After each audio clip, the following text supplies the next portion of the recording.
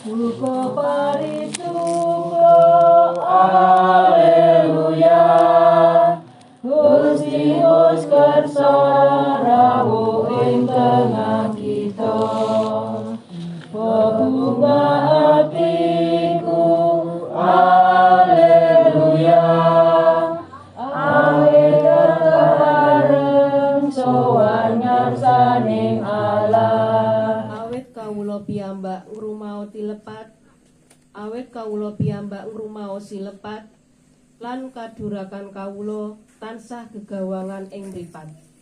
Kawula kalepatan dhateng Gusti lan sampun duraka wonten ing ngarsa dalan. Refren. Gusti mugi malasana kawula krana bumi sih kawula sandalem. Tinggal dalem sampun ngantos mriksani kakirangan kawula kasapuwa resik sedaya piyawon kawula. Tinebihna kawula saking dosa Allah panebus kawula lan ilat kawula badhe memuji kawicaksanan dalem. Refren. Gusti mugi malasana kawula krana bumi sih kawula sandalem. Haleluya, haleluya, haleluya. Haleluya, haleluya, haleluya. Gusti muga kabuka manah kawula amri saged nggatosaken sabdaning putra dalem. Haleluya, haleluya, haleluya. Mau bengi nindakake lampah ratri. Sewengi atas mubeng desa karo sembayang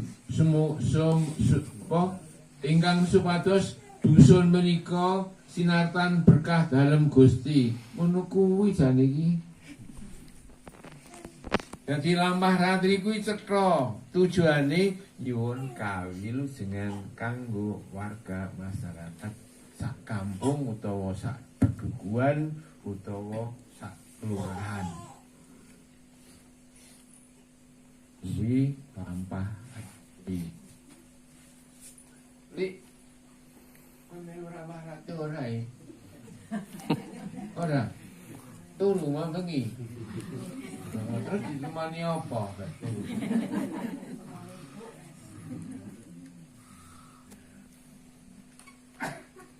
Aku mau ning dalan greneng-greneng karo Mas Sopir.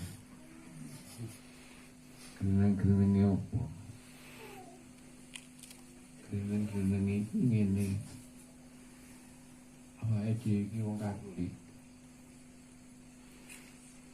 Kok dijak ngriyayake mahargya tanggal 1 Sura. Kuwi werdine apa? Tegese apa? Apa Bu?